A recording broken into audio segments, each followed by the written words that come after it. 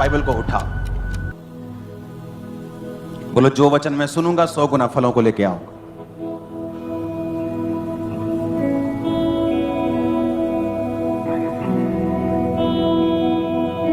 प्रभु यीशु के नाम में एस्तर 3 उसकी 11 से 13 आयत में लिखा है, और राजा ने हमान से कहा वो चांदी तुझे दी गई है और लोग भी, तू जैसा चाहे वैसा व्यवहार उनसे कर।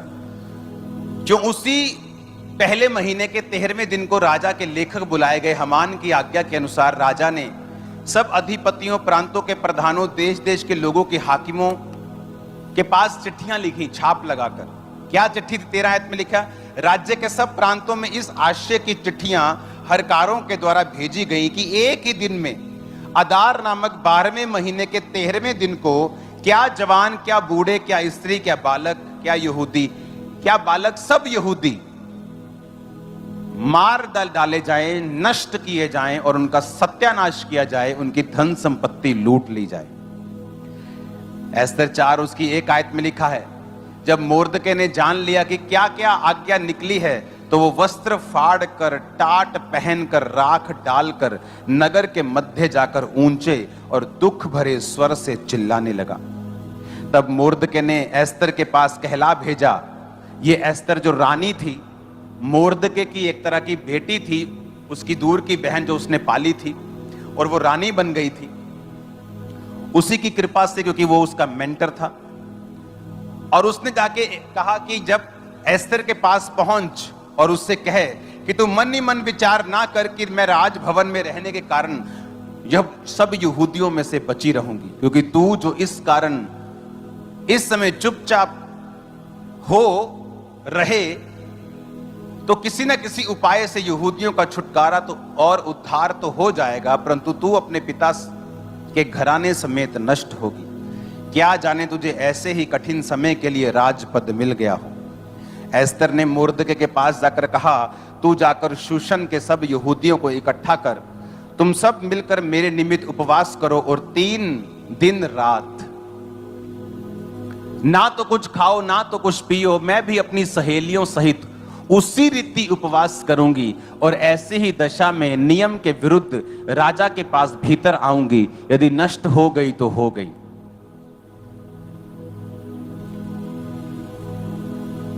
हालेलुया।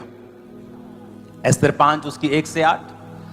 तीसरे दिन एस्तर अपने राजकीय वस्त्र पहनकर राजभवन के भीतर आंगन में जाकर राजभवन के सामने खड़ी हो गई, और राजा राजभवन में राजगद्दी पर भवन के द्वार के सामने विराजमान था।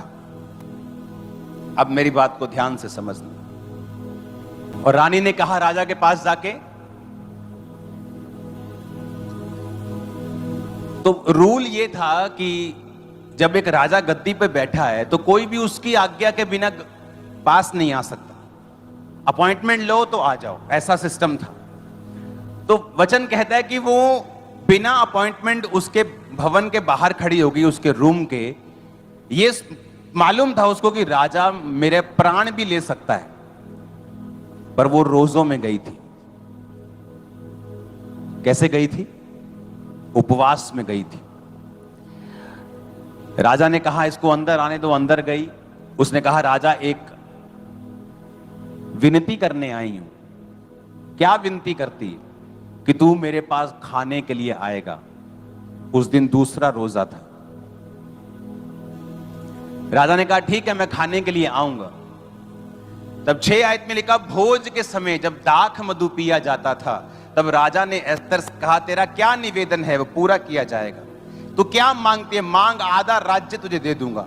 एस्तर ने कहा मेरा निवेदन जो मैं मांगती हूं वह ये है, यदि राजा मुझसे खुश है और मेरा निवेदन सुनना और जो वरदान मैं मांगू वो देना चाहता है, तो राजा और हमान कल उस भोज में आए जो मैं उनके लिए रखूंगी।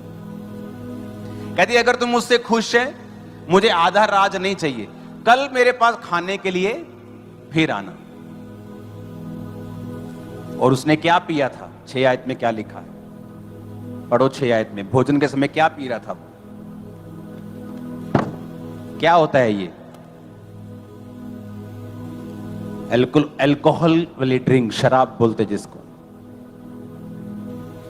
क्या पी रहा था राजा? राजा मसीह में नहीं था, परमेश्वर का नहीं था, अन्य जाति राजा था। ये रानी मसीह में थी और राजा के किसी खास बंदे ने कपट के साथ ये आज्ञा निकाल दी, क्योंकि वो यहूदियों से नफरत करता था, कि सारे यहूदी एक दिन में मार दिए जाएं।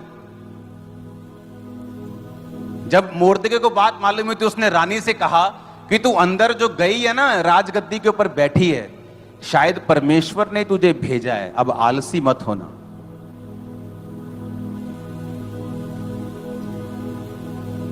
मैंने ऐसे क्रिश्चियन लोग देखे हैं जिनको परमेश्वर ने पॉलिटिकली बड़ा बढ़ाया है, लेकिन जब क्रिश्चियन लोगों के लिए खड़े होने का समय होता है वो चुप रहे, परमेश्वर ने गद्दी से उतार दिया उसको। क्रिश्चियन लोगों को गद्दी किसी काम के लिए मिलती है, अपने लोगों के लिए खड़े होने के लिए मिलती है। क्रिश्चियन लोगों का डिमांड राज करना नहीं है, उनकी डिमांड होती कि हम परमेश्वर के काम कर पाएं, हेल्प कर पाएं लोगों की, क्योंकि यीशु ने कहा हमारा राज यहां का नहीं। हालेलुया। वचन कहता उसने शराब पी, लेकिन 6 बाब में लिखा उस रात राजा को नींद नहीं आई। कभी सुना है ऐसा कि फुल शराब पी है राजा ने और नींद नहीं आ रही? तो शराबी को तो ऐसे होता है कि उसको तो मतलब नाली के किनारे गिर पड़ता है, वो कुत्ते उसका मुंह चाट रहे होते हैं। होता है कि नहीं, देखा है कि नहीं? उसको तो होश नहीं होती। अगर इतनी शराब नहीं पी, उसने ज्यादा पी ली फिर भी, तो सो तो वो जाता ही है, लेकिन बाइबल कहती राजा को उस रात नींद नहीं आई। रीजन क्या था? वो रोजे, वो प्रार्थना जो सारे यहूदी और एस्तर मिलके कर रहे थे।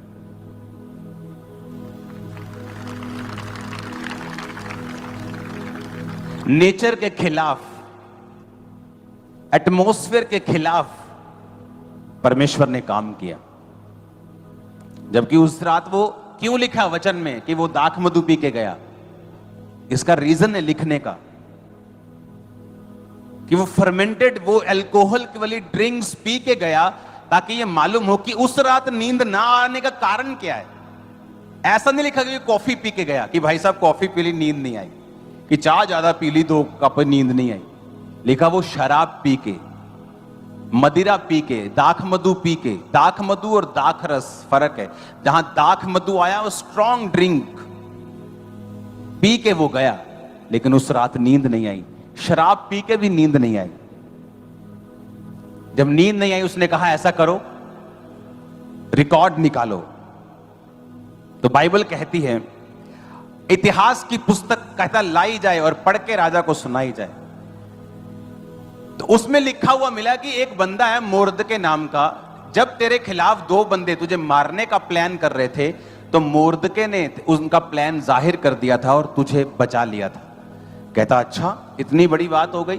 तो फिर क्या किया मोर्दके का? उसको कोई पैसा दिया, कोई घर दिया, कोई जमीन दी, कुछ उसको ऊंचा किया।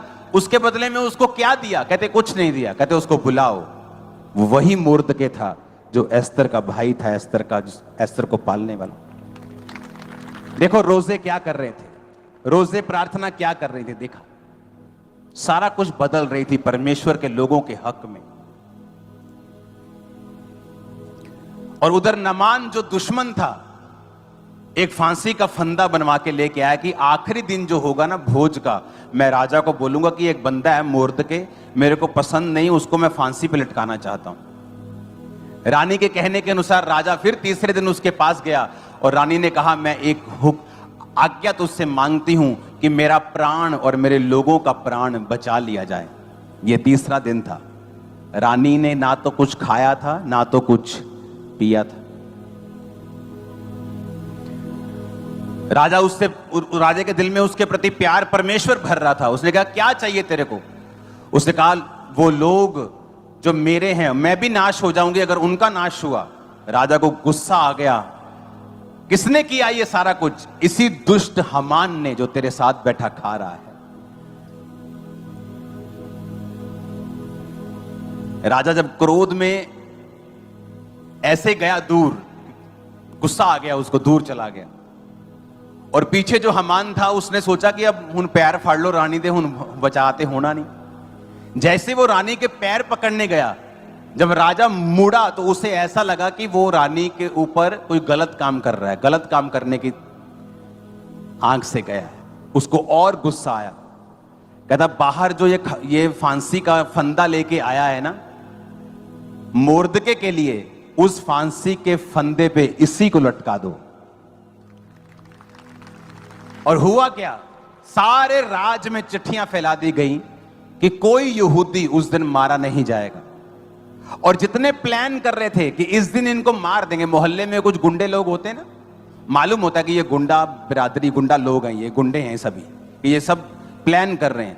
यहूदियों को पता था किन किन लोगों ने प्लान किया। जो प्लान कर रहे थे सारे मारे गए उस दिन, और सारा यहूदी कौम बचाई गई। Fasting, prayer, hallelujah. ऊंची आवाज में नारा मारो जरा।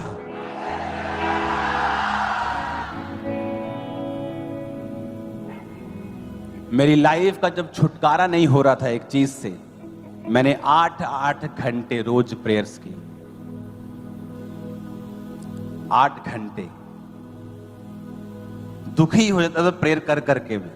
इतनी प्रेयर, सोचता कि सही है भी है कि नहीं है, शक आता था दिमाग में।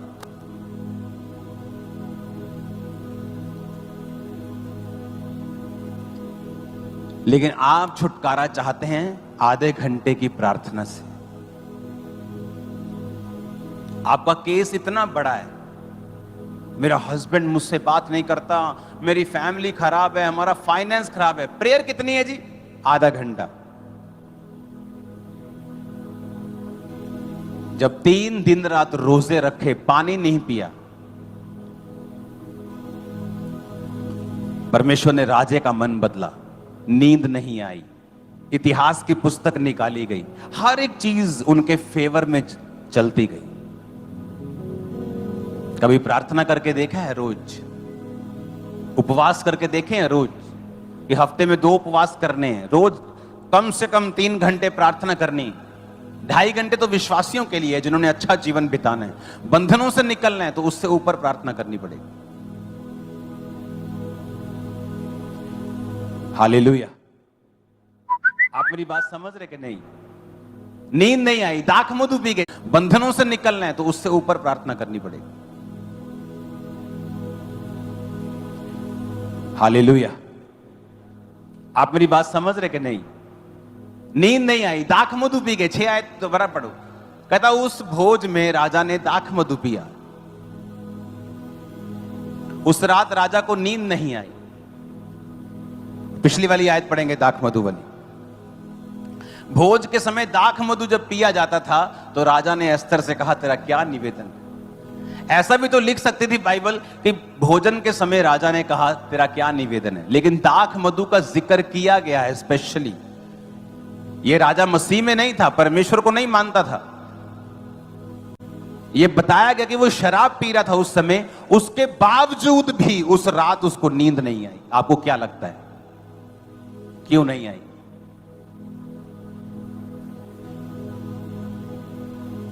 आपको मालूम है कल आपका कोर्ट में केस है, परसों आपके कोर्ट की तारीख है।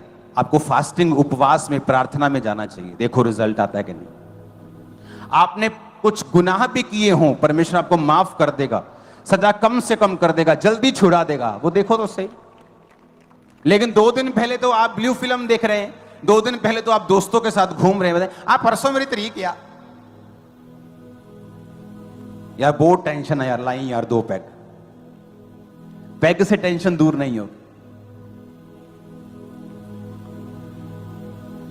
लेकिन जो आत्मिक लोग हैं उन्हें मालूम है कि ये मसला भी खड़ा हो रहा है, ये मसला खड़ा हो रहा है, मुझे प्रेयर करनी,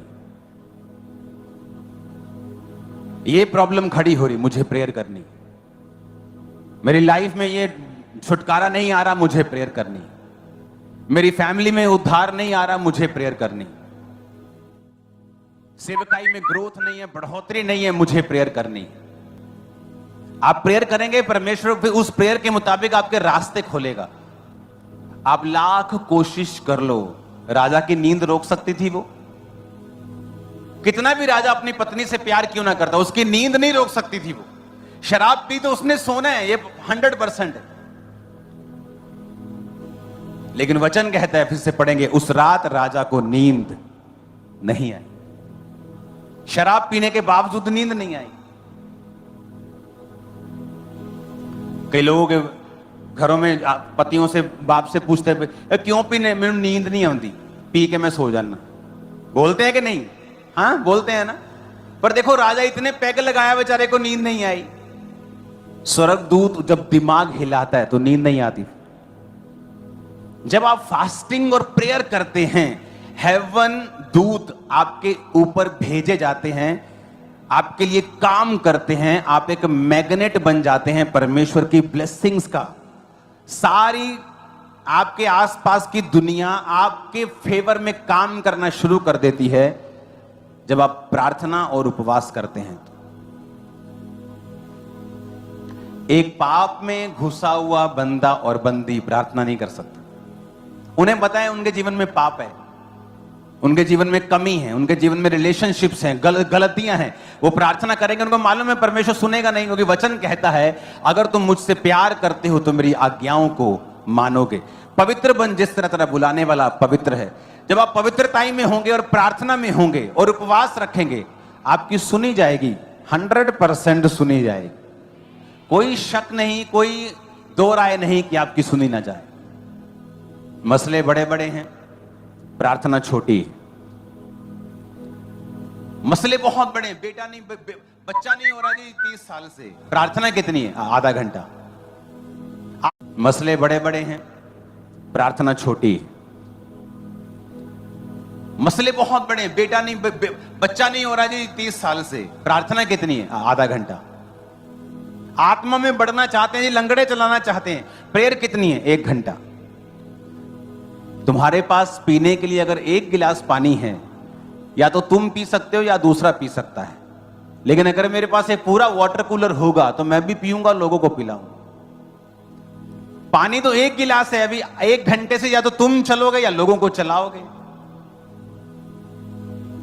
तुम्हारी प्यास नहीं बुझ रही, तुम्हारी जरूरतें आत्मिक पूरी नहीं हो रही, तुम लोगों की कैसे पूरी करोगे?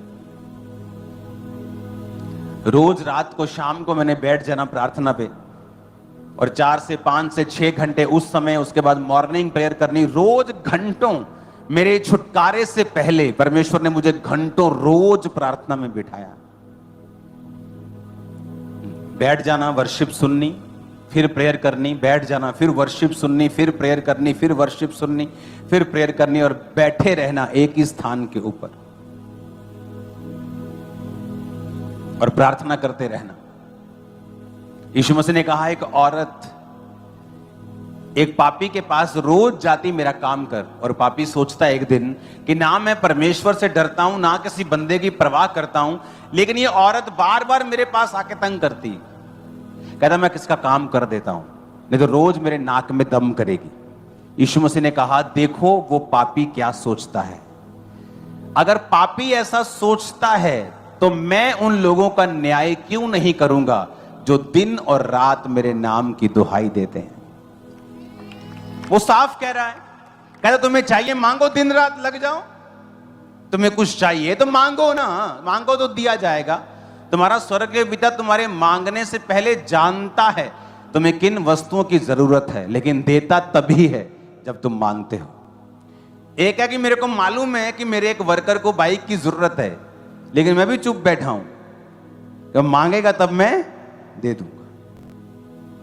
आप समझ रहे मेरी बात? तो यीशु ने कहा, मांगो तो दिया जाएगा, ढूंढो तो तुम पाओगे, खटखटाओ तो तुम्हारे लिए खोला जाएगा। हालेलुया। अगर हमने मांगा ही नहीं, परमेश्वर कहता है मैं दूंगा कैसे तेरे को? मांगो तो दिया जाएगा।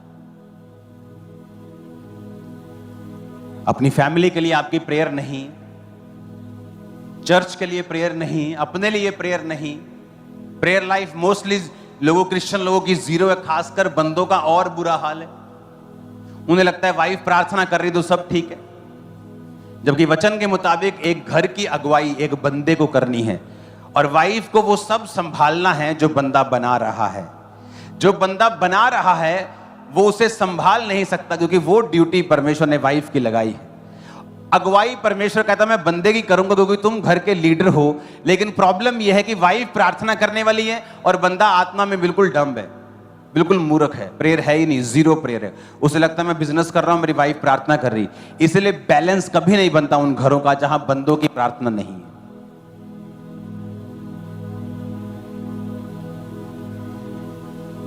यीशु ने कहा प्रार्थना कर ताकि तू परीक्षा में ना पड़े।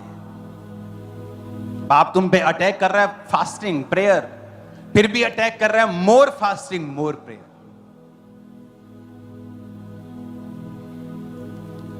हालेलुया।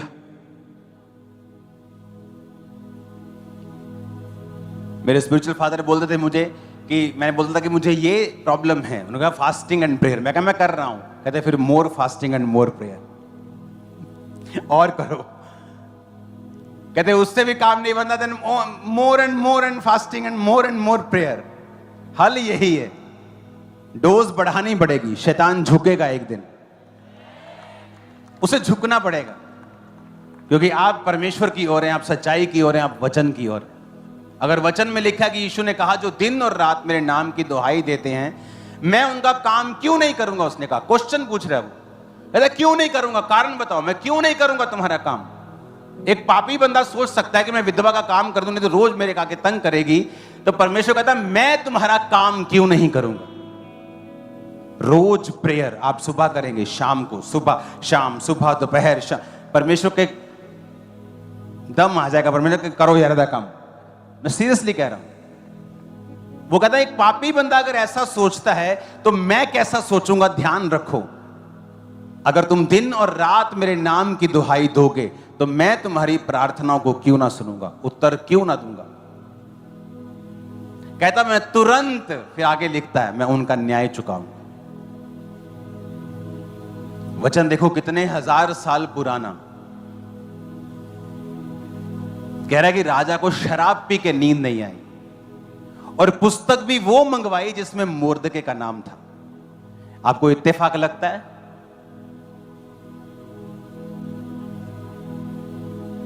इस बार जो आपकी फास्टिंग प्रेयर ने किया है, इतिहास में लिखा गया है वो। और ये आपके लिए इंकरेजमेंट है, मोर फास्टिंग एंड मोर प्रेयर। तो ये काम अभी बाकी है।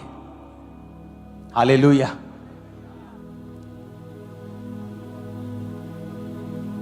अपने पड़ोसी को बोलो प्रार्थना कर।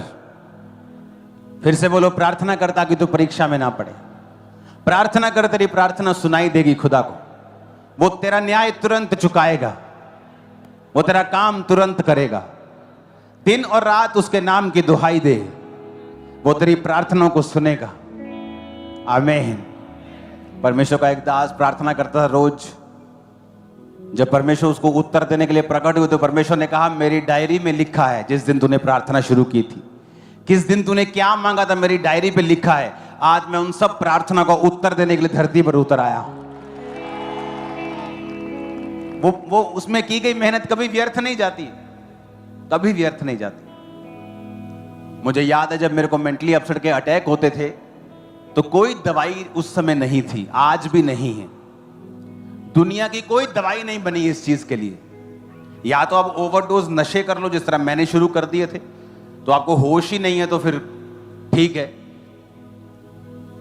तो जब अटैक होते थे और मैं मसीह में आ गया था तो परमेश्वर का आत्मा मुझे बाइबल पढ़ने से सुकून देता था। तो मुझे बाइबल पढ़नी मेरी मजबूरी थी, कोई शौक से नहीं पढ़ता था पहले में, मजबूरी से, कि जब बाइबल पढ़ता था तो अटैक कम होने शुरू होते थे। तो बाइबल पढ़ने की जब आदत लग गई तो एक दिन वचन में लिखा था, मैं पढ़ रहा था कि मसीह में की गई मेहनत कभी व्यर्थ। मेरे को मालूम था प्रभु ने मुझसे बात की है। उस दिन मैंने प्रार्थना और उपवास करने का फैसला किया था कि मैं हर 40 रोजे रख रख के प्रेयर करूंगा, और एक साल में 5 बार 40 फास्ट होते थे। और उसी साल छूट गया था, मैं अगला साल नहीं पढ़ा था। जिस बीमारी के लिए प्रार्थना कर रहा था वो कंटिन्यू नहीं हुई, वो खत्म हो गई थी। और दिक्कतें थी लाइफ में, लेकिन वो एक बड़ी प्रॉब्लम जो शैतानी थी वो खत्म हो गई थी। उसको खत्म में 19 साल हो गए। हालेलुया। और कोई इलाज नहीं, न्यूरोलॉजिस्ट, डॉक्टर्स, दवाइयां, मेडिसिन, एलोपैथी, फ्लानापैथी सब खा लिया था। ऐसा नहीं कि मैं बिलीव नहीं, मेडिकल पे मैं बिलीव नहीं करता, सब खा लिया था, कुछ इलाज नहीं था उसका, सब करके देख लिया था, सब जगहों पे, सब जगह कुछ, सब कुछ करके देख लिया था।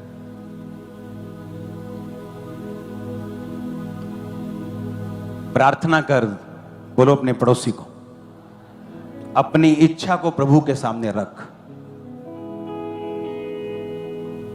वचन में लिखा है, जब आप पढ़ते हैं तो उसने लिखा है कि अपना मुकदमा मेरे सामने पेश कर। एक वकील है जिसकी फीस 5,000 है, आप बोलोगे ना यार 45 होगा, ले आ यार, लड़ता हूं केस। एक वकील है जो एक केस की एक हियरिंग के लिए 25 लाख रुपए लेता है, और अगर वो गया और जज किसी वजह से उस समय कोर्ट में ना आए तो वो 25 लाख फिर भी फीस लेता है, 3 लाख लेस कर देगा, 22 लाख लेता है, नहीं तो 25 लाख लेता है। एक वकील सेम पढ़ा हुआ 5,000 में काम कर रहा है, और एक वकील पढ़ाई वही है 25 लाख में। कारण क्या है? कारण है संविधान की नॉलेज, बोलने का तरीका। वचन कहता है अपना केस लड़, परमेश्वर कहता है केस लड़। हमारा संविधान कौन सा है? आत्मिक संविधान, वचन। वचन में लिखा है, प्रभु तूने कहा था अंत के दिनों में तू अपना आत्मा सब मनुष्यों के ऊपर उंडेलेगा। ऐसी प्रेयर से पतरस प्रेयर कर रहा था, प्रभु तेरे वचन में लिखा है तू आत्मा उंडेलेगा, तो लिखा उस दिन पवित्र आत्मा उतर आया। वचन से प्रेयर की गई थी, कोई इत्तेफाक नहीं हुआ था कि प्रभु की मर्जी है, आज वचन से प्रेयर हुई थी। आज जब आप प्रार्थना करने के लिए बैठते हैं कि प्रभु मेरे बिजनेस को ब्लेस कर, किस वचन से करते हैं? नहीं पता। एक औरत जब बच्चा लेने के लिए प्रार्थना करती है, कहां लिखा है वचन में कि परमेश्वर आपको बच्चे का वरदान देगा? नहीं लिखा। एक यूथ को पता है कि कहां लिखा है वचन में कि वो आपको पढ़ाई में एक्सीलेंट करेगा और जहां आप जाएंगे आपको फेवर देगा? कहां लिखा है?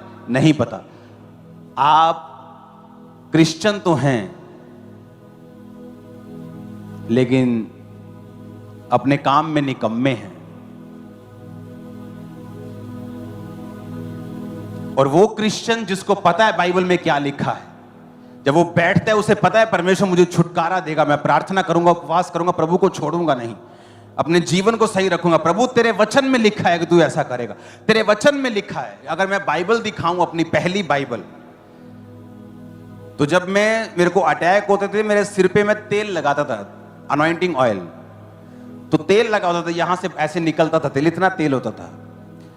तो जब बाइबल पढ़ता था, बाइबल में कोई वचन आता था तो वचन मेरे चुभता था, वो कि वचन में लिखा है, परमेश्वर कह रहा है कि मैं तुझे ये आशीष दूंगा, तुझे तेरे पे रोग नहीं दूंगा। तो मैं कहता परमेश्वर ने ये लिखा है, क्योंकि मैं अन्य जातियों से आया हूं। तो जब अन्य जातियों को कोई परमेश्वर मिलता है तो वो उसकी वैल्यू ज्यादा लगती है उनको। तो जब मैं वचन पढ़ता था कि परमेश्वर तेरे वचन में ये लिखा, मैं रोता था 2-2 घंटे बाइबल पे सिर रख के। अगर मैं आज आपको वो बाइबल दिखाऊं जहां जहां मैं ज्यादा सिर रख के रोया हूं, जो वचन मुझे छूता था, वो पेज काले हैं आज भी। क्यों काले? क्योंकि वहां मेरे को प्रभु छूता था, वहां मैं रोता था, प्रेयर करता, प्रभु तेरे वचन में लिखा है, देख तेरे, मैंने थोड़ी लिखा है, मैं थोड़ी कह रहा हूं, तेरा वचन कह रहा है तो मुझे आशीष देगा, अब दे आशीष। तो बाइबल में लेके आऊंगा, अगली बार आपको दिखाऊंगा। काली हो चुकी बाइबल, वहां से आपको मैं दूर से दिखाऊंगा, आपको पक्का मालूम होगा किस किस पेज के ऊपर मैंने ज्यादा प्रार्थना की। इत्तेफाक से मेरी लाइफ में कुछ नहीं हुआ। कोई व्यक्ति बड़ा है, कोई व्यक्ति सामर्थी है, किसी व्यक्ति को कुछ मिला है, उसने परमेश्वर के वचन के ऊपर एक्ट किया है, काम किया है। उसने आशा नहीं रखी कि काश ऐसा हो जाए, काश परमेश्वर मैनू भी चुन लवे, काश परमेश्वर मेरे को भी काम लवे। आप मेहनत करेंगे, वो कहता मैं किसी का पक्षपात नहीं करता, वो आपको बढ़ाएगा, इतना बढ़ाएगा कि लोग बोलेंगे तू झूठ बोल रहा है। आमीन। मेरे को खड़कने वाला चाहिए शैतान के कानून। हालेलुया। आप मेरी बात समझ रहे कि नहीं? अपने काम में निकम्मे ना बने प्लीज। अपने काम में एक्सीलेंट हों। जो वकील 25 लाख लेता है एक सुनवाई का, आप जाओ केस लेके जाओ, मना कर देगा, मैं नहीं करना, काम नहीं, मेरे पास टाइम नहीं, मेरे काम एक्स्ट्रा है। वो जो कम लेता है 5,000, वो 4200 भी ले लेगा, चल 800 काल दे दी तो, उसके पास काम नहीं। 25 लाख वाले के पास उल्टा है, परमेश्वर कहता है जिसके पास ज्यादा है उसे और दिया जाएगा, कम है उससे छीन लिया जाएगा, और उसको दे दिया जाएगा जिसके पास ज्यादा है। वचन पूरा होता है। जो अगले हैं वो पिछले होंगे, जो पिछले हैं वो अगले होंगे। मैं अन्य जाति से आया हूं, आज आगे हो गया, पीछे था ना मैं, कहता वो अगले होंगे। आप समझ रहे हो कि नहीं? अपने काम में जब आप एक्सीलेंस यूज करेंगे, अगर बाइबल मालूम है कि मुझे ये रिलेशनशिप्स में, मुझे गंदगी में, मुझे इस पाप में नहीं जाना, आप देख लो मोस्टली क्रिश्चियन लड़के लड़कियां अगर है रिलेशनशिप में कि नहीं, आप देख लो, चेक कर लो, क्योंकि वो अपने काम में निकम्मे हैं। इसीलिए उनकी तनख्वाह भी जो ऊपर से आती वो भी निकम्मी है। और जो लोग अपने काम में निकम्मे नहीं हैं, उनकी तनख्वाह भी निकम्मी नहीं, उनकी ब्लेसिंग भी निकम्मी नहीं। आप मेरी बात समझ रहे कि नहीं? अब ये आप पे डिपेंड करता है आप क्या करना चाहते हो। कि आपको मालूम है परमेश्वर सब कुछ कर सकता है, तो डिस्ट्रैक्शंस को दूर करके फोकस के साथ लग जाओ। विक्ट्री निशान आपके ऊपर देख रहा हूं, मैं सच कह रहा हूं। अब आ रहे हो जल्दी यीशु के नाम। मैंने कहा तुम आ रहे हो यीशु मसीह के सामर्थी नाम में, यीशु के नाम में तुम आ रहे हो टेस्टिमनीज के साथ। Hallelujah, hallelujah. और ये पॉसिबल है, मैं आपको बता रहा हूं।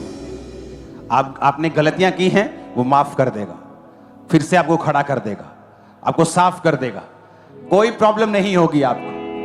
परमेश्वर भूल जाएगा आप कैसे थे, वो आपको नया जीवन देगा।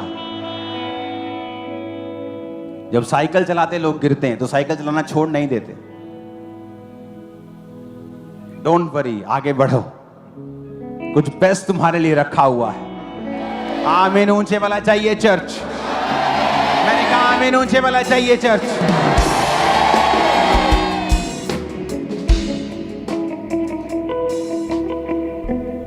संडे पवित्र आत्मा की भरपूरी के लिए तैयार हो। करंट खुदावंद का आएगा तुम्हारे सिरों के ऊपर, तुम परिवर्तित हो जाओगे, कुछ और बन जाओगे। आमीन ऊंचे वाला चाहिए।